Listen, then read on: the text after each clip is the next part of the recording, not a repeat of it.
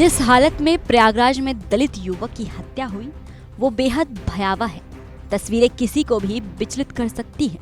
यहाँ कानून व्यवस्था को चुनौती देते हुए अपराधियों ने दलित युवक की हत्या के बाद शव को जला दिया।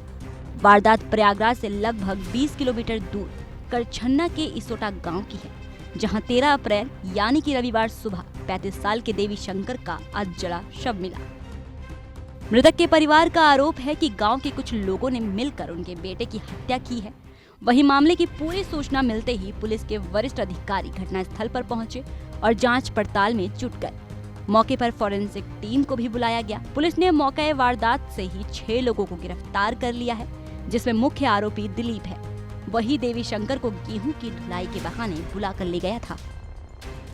आज दिनांक 13/3/2025 को सुबह करीब 6:30 बजे थाना स्थानीय पर सूचना प्राप्त हुई कि गांव असोटा लोहंगपुर थाना करछना के बाहर एक बगिया में एक अजरा शव मिला है। इस पर तुरंत ही स्थानीय पुलिस वहां पहुंची व शव को अपने कब्जे में लिया। इसमें शिनाख्त करने पर पता हुआ कि वह शव देवी शंकर पुत्र अशोक कुमार उम्र करीब 35 साल और इसी गांव का है। इसमें परिजनों में उनके पिताजी द्वारा तहरीर दी गई है कि उनके बेटे देवी शंकर को रात करीब 10:30 बजे एक अभियुक्त दिलीप सिंह द्वारा यहीं पे गांव में गेहूं की ढुलाई के लिए बुलाया गया था। वह आज सुबह उनका शव प्राप्त हुआ है। इसी तहरीर पर कुल 7 अभियुक्तों के खिलाफ इसमें सुसंगत धाराओं में थाना करछना पर अभियोग पंजीकृत किया जा चुका है और 6 लोगों को हिरासत में पूछताछ के लिया गया है। पुलिस ने मामले में फौरन एक्शन तो ले लिया, लेकिन बसपा सुप्रीमो मायावती आग बबूला हो गई है। उन्होंने अपने एक्स अकाउंट पर कहा, यूपी के प्रयागराज के करछन्ना में समांती तत्वों द्वारा एक दलित की गई नृशंस हत्या की घटना अति दुखद व चिंतनीय। प्रदेश में बेलगाम हो रहे ऐसे आपराधिक असामाजिक व समांती तत्वों के खिलाफ सरकार जरूर सख्त कार्रवाई करके कानून के राज को कायम करे। मायावती ही नहीं, सपा प्रमुख अखिलेश यादव ने भी इस मुद्दे के जरिए योगी सरकार पर तंज कसा।